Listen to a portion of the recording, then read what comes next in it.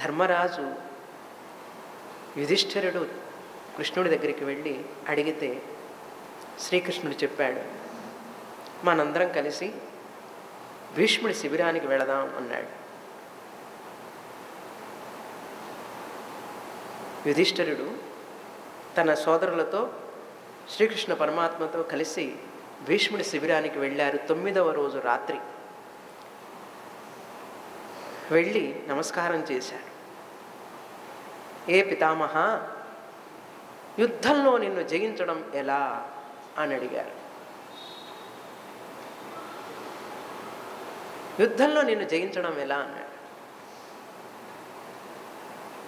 భీష్ముడు చెప్పాడు, మీరు నన్ను జయించలేరు అన్నాడు.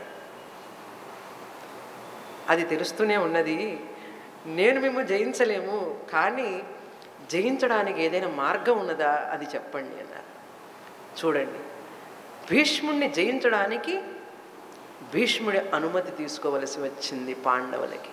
అర్జునుడి అంతటి వాడికి, పాండవులందరూ సామాన్యులు కాదు, అటువంటి బలోపేతమైనటువంటి శక్తి సంపన్నులైనటువంటి పాండవులు కూడా భీష్ముడిని చంపడానికి భీష్ముడి అనుమతి కావాల్సి వచ్చింది. అనుమతి లేకుండా ఎవరు చంపలేరు భీష్ముడిని. మరీ మరీ ప్రార్థించారు, హే పితామహ, నువ్వు చెప్పవలసినది అంటే భీష్ముడు చెప్పాడు, స్త్రీగా పుట్టి పురుషుడిగా మారినటువంటి వ్యక్తి గనక నా ముందు నిల్చుంటే నేను నా శస్త్రాన్ని వదిలిపెడతాను. నా శస్త్రం నా చేతిలో ఉన్నంత వరకు ఎవరు నన్ను జయించలేరు. శస్త్రం నా చేతిలో ఉన్నంతసేపు నన్ను ఎవ్వరూ జయించలేరు. శస్త్రం క్రింద పెడితేనే నన్ను జయించగలరు. అది క్రింద పెట్టే సమయం ఒకటే ఒక్క సమయం. ఏమిటా సమయం అంటే ఆ 14 కఠినమైన నియమాలు ఉన్నాయి కదా, యుద్ధ నియమాలు. అందులో ఒక నియమం, స్త్రీగా పుట్టి పురుషుడిగా మారినటువంటి వ్యక్తి గనక నా ముందుంటే శస్త్రాన్ని వదిలిపెడతాను అన్నాడు.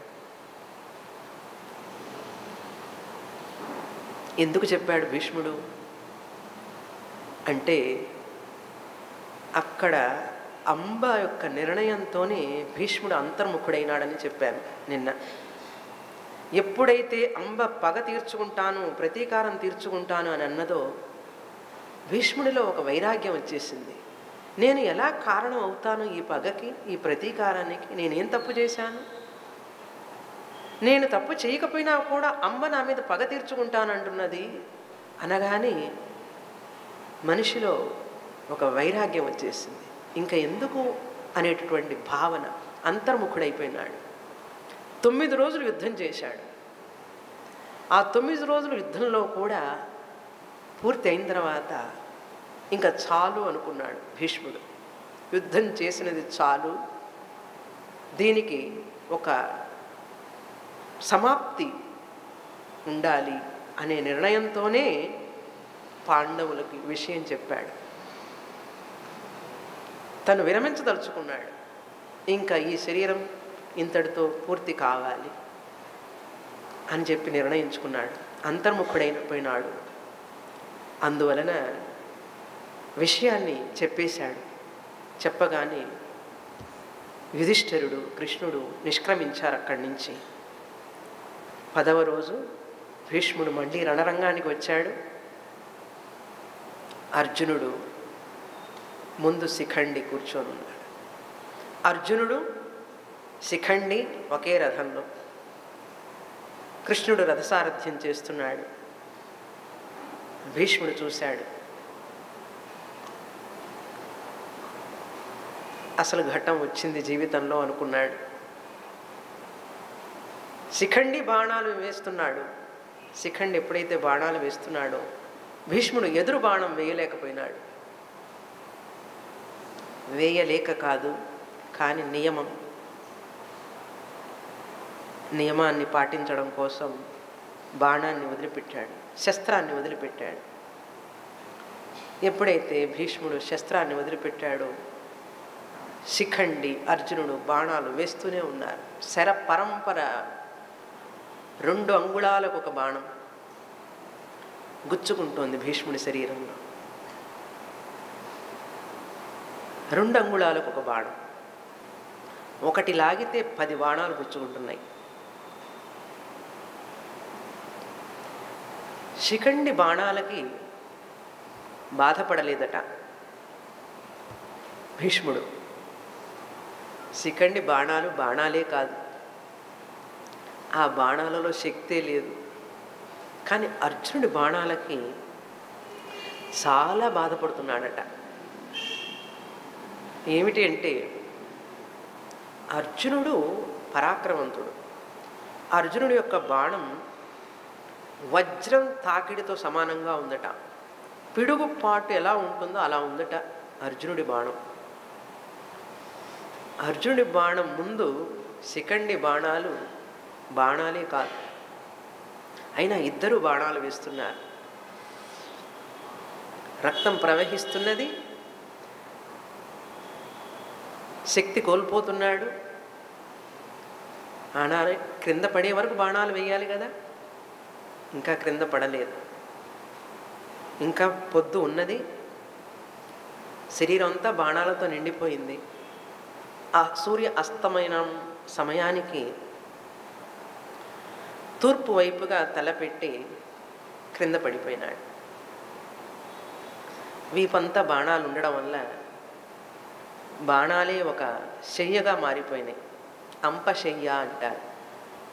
అంప అంటే బాణములు, శరములు. అవే శయ్యగా మారిపోతే అంపశయ్య అన్నారు. అంపశయ్య మీద పడుకున్నాడు, తూర్పు వైపు తలపెట్టాడు. దివ్యాత్మలైనటువంటి వాళ్ళందరూ ఆలోచిస్తున్నారు. ఇప్పుడు దక్షిణాయనం జరుగుతున్నది, భీష్ముడు ప్రాణం విడుస్తాడేమో అని చెప్పి అనుకుంటున్నారు వాళ్ళు. ఇప్పుడు దక్షిణాయనం జరుగుతున్నది, ప్రాణం విడవకూడదు, ఒకవేళ విడుస్తాడేమో అని చెప్పుకుంటున్నారు. గంగాదేవి కూడా ఆలోచించింది. ఆలోచించి 2 ఋషులను పిలిచి, మీరు వెళ్ళి ఆ భీష్ముడితో చెప్పండి, ఇప్పుడు దక్షిణాయనం జరుగుతున్నది, ఉత్తరాయణం వచ్చే వరకు ఉండమని. అప్పుడు ఈ ఋషులు, యుద్ధభూమికి ఋషులుగా వెళ్ళకూడదు కదా,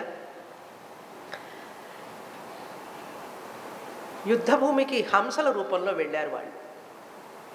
భీష్ముడు అంపశయ్య మీద ఉన్న స్థలంలోకి 2 హంసల రూపంలో వెళ్ళారు. హంసల రూపంలో వెళుతూ పైన అక్కడ తిరుగుతూ ఉన్నారు. 2 హంసలు తిరుగుతూ ఆ 2 హంసలు మాట్లాడుకుంటున్నాయి. ఏమని,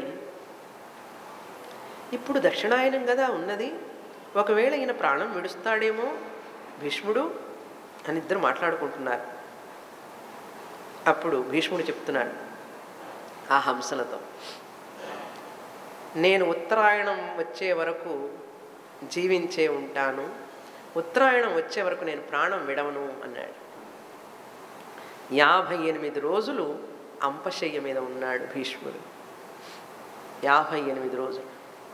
చరిత్రలో ఏ యోధుడు కని విని ఎరుగనటువంటి ఒక అంపశయ్య మీద పడుకొని ఉండడం అనేటువంటిది ఎక్కడా జరగలేదు. ఏ జాతిలో ఏ యోధుడు ఇంతవరకు అలా ఉన్నది లేదు. కానీ భీష్ముడు అంపశయ్య మీద 58 రోజులు ఉన్నాడు. 58వ రోజు ఒక ఆధ్యాత్మికత తనలో ఆవహించింది. ఆధ్యాత్మికత భీష్ముడిలో ఆవహించింది. ఈ శరీరం నుంచి తన మనస్సును అత్యున్నతంగా ఒక స్థితికి తీసుకువెళ్ళాడు. అక్కడ ఇంకా కొన్ని కథలు ఉంటాయి, నేను అన్నీ చెప్పడం లేదు. దాహం వేయడం, మంచినీళ్ళు కావాలని అడగడం, ఈ లోపల అందరూ మంచినీళ్ళు తేవడం కోసం పరిగెడతారు.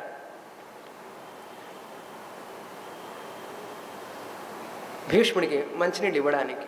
అప్పుడు అర్జునుడు బాణం వేసి భూమిలో నుంచి నీళ్లు తీసుకొస్తాడు, సరిగ్గా భీష్ముడి నోట్లో పడేటట్టు. ఇవన్నీ మనం బొమ్మల్లో చూస్తూ ఉంటాం. చిన్నప్పుడు మేము ఇలా బొమ్మల్లో చూసేవాళ్ళం, చాలా ఆనందంగా ఉండేది. భూమిలో నుంచి నీళ్లు రావడం, భీష్ముడి నోట్లో పడడం, ఆహా అర్జునుడు ఎంతటి గొప్పవాడు అని. ఇలా చాలా ఉపాఖ్యానాలు మధ్య మధ్యలో వస్తూనే ఉంటాయి, అనేకం. ప్రతి ఉపాఖ్యానానికి మధ్యలో ఒక గంభీరమైనటువంటి ఉపదేశం, ఒక గంభీరమైనటువంటి సందేశం, అది చూడడం విజ్ఞానవంతుల యొక్క లక్షణం. కథ ఆనందించడం బాలుల యొక్క లక్షణం, పసిపిల్లల లక్షణం. చిన్నవాళ్ళుగా ఉన్నప్పుడు మనం కథ ఆనందిస్తాం, కథలో మునిగిపోతాం, కథలో లయమైపోతాం, అది సహజం. కానీ మనలో పరిపక్వత రాగా రాగా రాగా దానిలో ఉన్న నిగూఢమైనటువంటి గంభీరమైనటువంటి సందేశాన్ని గ్రహించడం మానవుని యొక్క పరమ కర్తవ్యం. ఆ పరిపక్వత కనుక రాకపోతే ఈ గ్రంథాలు కాకమ్మ కథలుగా మిగిలిపోతాయి. మళ్ళీ చెప్తాను, ఏ గ్రంథాలలో ఉన్నటువంటి సందేశాన్ని గనక మనం గ్రహించలేమో ఆ గ్రంథాలన్నీ నిష్ఫలం, నిష్ప్రయోజనం అయిపోతాయి. మనలో పరిపక్వత రావాలి. ఆ గ్రంథాలలో ఆ కథల వెనుకనున్నటువంటి గంభీరమైనటువంటి ఒక తత్వాన్ని, ఉపదేశాన్ని, సందేశాన్ని ఎంత తొందరగా మనం గ్రహిస్తే అంత తొందరగా మన జన్మ సార్థకం అవుతుంది. ఇది మనం తెలుసుకోవడం చాలా ముఖ్యం. మనం తెలుసుకోనప్పుడు మన పిల్లలకి ఆ సందేశాన్ని మనం ఇవ్వలేం. గమనించండి, రామాయణం కావచ్చు, భారతం కావచ్చు, భాగవతం కావచ్చు, ఈ మూడు కూడా పునాదుల వంటివని చెప్పాను, పవిత్ర గ్రంథాలని చెప్పాను, భారతీయ సంస్కృతికి ఆధారం అని చెప్పాను. ఎప్పుడు అంటే వాటి యొక్క సందేశాన్ని మనం గ్రహించినప్పుడు. 5 ఏళ్ల బాలుడిగా, 6 ఏళ్ల బాలుడిగా, 10 ఏళ్ల బాలుడిగా, బాలికగా కథను ఆనందిస్తాను, రసరమ్యంగా ఆనందిస్తాను. ఎంతో అద్భుతమైనటువంటి నవరసాలతో నిండినటువంటి ఈ కథ అద్భుతంగా ఉంది అనుకుంటా. 15 ఏళ్ళు ఆనందించు, 16 ఏళ్ళు కథను ఆనందించు, 20 ఏళ్ళు కథగా ఆనందిస్తారా? కథలో సందేశాన్ని తీసుకుంటారా? సందేశాన్ని కనుక తీసుకోకపోతే ఆ గ్రంథాల యొక్క ప్రయోజనం మరుగుపడిపోతుంది. ఇప్పుడు అదే జరుగుతున్నది సమాజంలో. మానవుడిలో వయసుకు తగినట్లుగా పరిపక్వత రాకపోవడం వల్ల, గ్రంథాలలో ఉన్నటువంటి సందేశాన్ని, ధర్మ సూక్ష్మతని తెలుసుకోకపోవడం వలన, ఆ గ్రంథాలు మరుగుపడిపోవడం వలన మన పిల్లలలో ఆతతాయితనం పెరుగుతున్నది. ఇది గమనించండి. మన పిల్లలలో ఆతతాయితనం, పిల్ల చేష్టలు, ఒక దుర్మార్గపు పనులు, దుర్మార్గపు ఆలోచనలు రావడానికి ఎవరు కారణం? పిల్లలు కాదు. వాళ్ళని తీర్చిదిద్దవలసినటువంటి తల్లిదండ్రులలో పరిపక్వత రాకపోవడమే కారణం. కనుక తల్లిదండ్రులలో ఆ మానసిక పరిపక్వత రావాలి, ఆ గ్రంథాలలో సందేశాన్ని గ్రహించాలి, అది గ్రహించి పిల్లలకు అందజేయాలి. కథలుగా చెప్పాలి ముందు. ఆ కథలలో ఉన్న సందేశాన్ని అద్భుతంగా వాళ్ళకు అందించిన రోజు ఆ గ్రంథాల యొక్క సార్థకత వాళ్ళకి తెలిసి వాళ్ళ జీవితాలను పునీతం చేసుకుంటారు, సన్మార్గంలో పెట్టుకుంటారు. ఒక దేశం యొక్క గొప్పతనం, ఆ దేశం యొక్క నిర్మాణం ఎవరి మీద ఆధారపడి ఉంటుందంటే యువకుల మీద ఆధారపడి ఉంటుంది, యువతీ యువకుల మీద ఆధారపడి ఉంటుంది. ఏ దేశమైనా సరే. రవీంద్రనాథ్ ఠాగూర్ అన్నారట, ఒక దేశం యొక్క భవిష్యత్తు నిర్ణయించాలి అంటే, ఈ దేశం ఎలా వెళుతున్నది, ఎటు వెళుతున్నది అని చెప్పి నిర్ణయించాలి అంటే, ఆ దేశంలో ఉన్న యువతీ యువకుల చేతుల్లో ఉండే పుస్తకాలను బట్టి నిర్ణయించవచ్చు అన్నాడట. మహామేధావి, అనుభవజ్ఞుడు. అలా ఎంతమందో చెప్పారు. ఒక దేశం యొక్క పటిష్టత, భద్రత, సమృద్ధి, శాంతి, సౌఖ్యం అన్నీ ఎవరి చేతిలో ఉంటాయి అంటే యువత చేతిలో ఉంటాయి, యువతీ యువకుల చేతుల్లో ఉంటాయి. ఈ దేశం పటిష్టంగా ఉంటుంది, ధర్మబద్ధంగా ఉంటుంది, న్యాయబద్ధంగా ఉంటుంది, గొప్పగా ఉంటుంది, అజరామరంగా ఉంటుంది అని చెప్పడానికి ఏమిటి అంటే ఎవరు నిర్ణయిస్తారు అంటే ఆ దేశంలో ఉన్న యువతీ యువకులు ఏం పుస్తకాలు చదువుతారు, వాళ్ళు ఏం పుస్తకాలు పట్టుకొని తిరుగుతున్నారు, వాళ్ళు ఏమి చూస్తున్నారు, వాళ్ళు ఏం వింటున్నారు, దీన్ని బట్టి నిర్ణయించవచ్చు అన్నాడు. కాబట్టి మన దేశ భవిష్యత్తు మనం ఎలా నిర్ణయించుకోదలుచుకున్నామో అది మనం ఒకసారి మనసులో కల్పన చేసుకోవాలి. కల్పన లేకుండా ఏమీ కాదు. ఒక గృహ నిర్మాణం చేయాలంటే అహోరాత్రులు ప్లాన్ వేస్తారు, నిద్రపోకుండా మరీ ప్లాన్ వేస్తారు. ఒక ఇల్లు కట్టుకోవాలంటే, ఒక చిన్న ఇల్లు కట్టుకోవాలి అంటే ఎంత ప్లాన్ వేస్తాం. ఏ రంగు వేయాలి, ఎక్కడ వేయాలి, ఏ టైల్స్ వేయాలి, ఎలా వేయాలి, ఇంటీరియర్ డెకరేషన్, ఎన్ని ఆలోచనలు. కళ్ళు మూసినా అదే ఆలోచన, కళ్ళు తెరిచినా అదే ఆలోచన వస్తుంది. ఒక ఇల్లు కట్టుకోవడానికి ఇంత కల్పన ఉన్నప్పుడు మనసులో ఒక జీవితాన్ని మలచడానికి ఎంత కల్పన కావాలి. నా చేతిలో ఒక పుత్రిక కానీ పుత్రుడు కానీ ఉన్నప్పుడు, నా కొడుకు కానీ కూతురు కానీ ఎవరైనా ఉన్నప్పుడు వీళ్ళని ఎలా మలచగలగాలి, వీళ్ళని ఎలా పరిపూర్ణులుగా చేయాలి, ఒక ఆదర్శవంతుడైన యువతిగా యువకుడిగా ఎలా చేయగలగాలి అని తల్లిదండ్రి ఆలోచించాలి.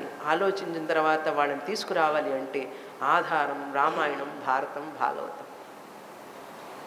కథలుగా చదవడం కాదు, పురాణంగా చదవడం కాదు, రోజు పారాయణం చేయడం కాదు, అందులో ఉన్న సందేశాన్ని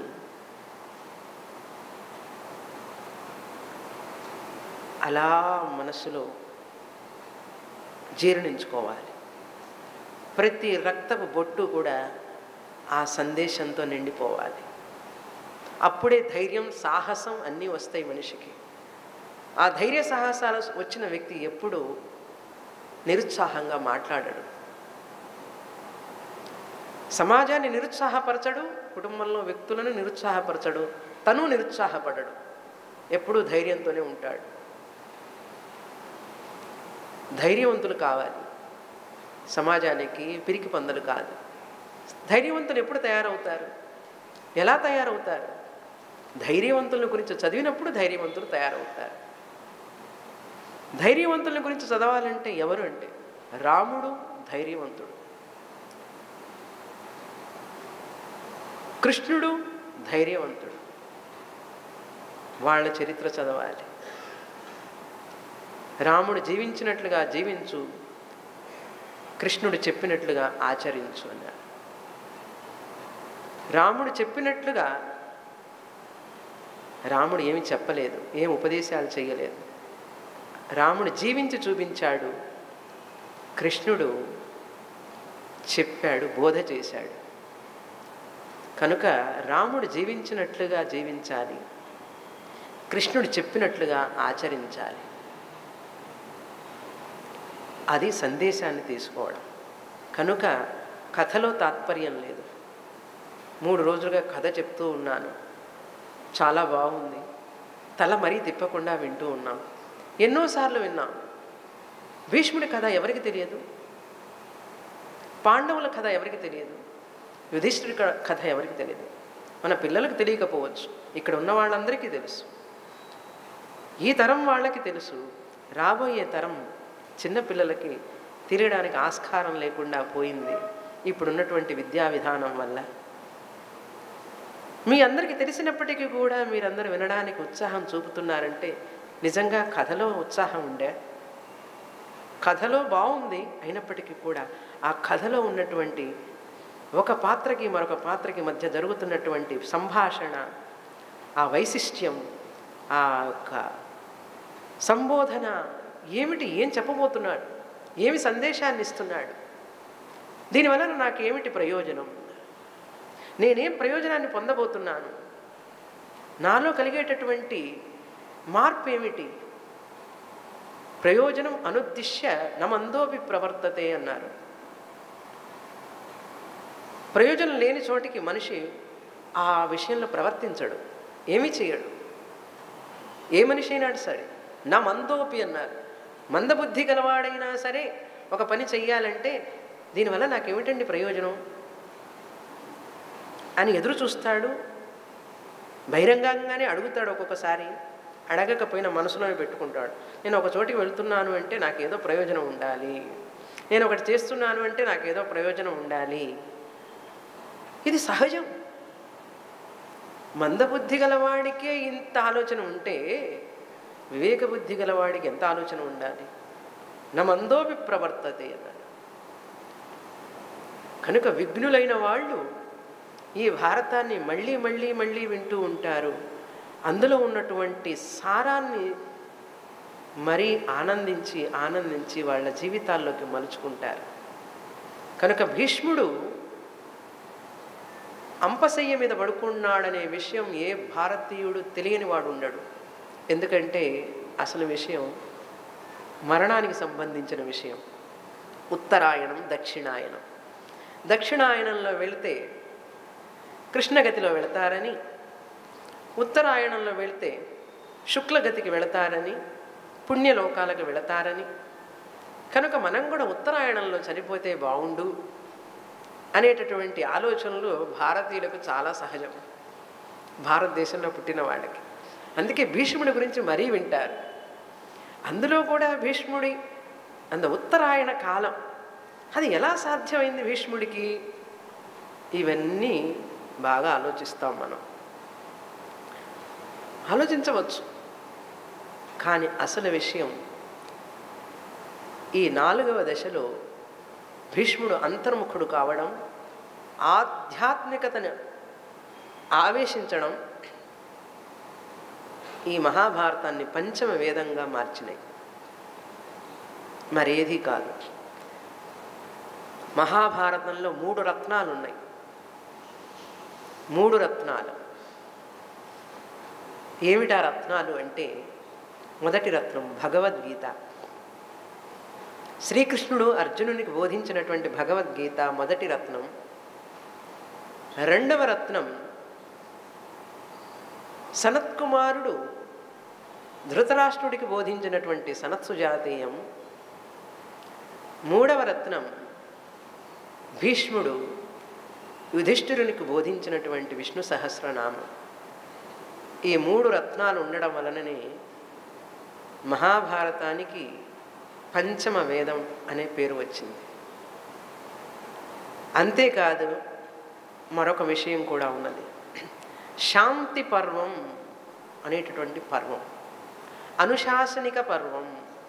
ఈ 2 పర్వాలు అతి గంభీరమైనటువంటివి.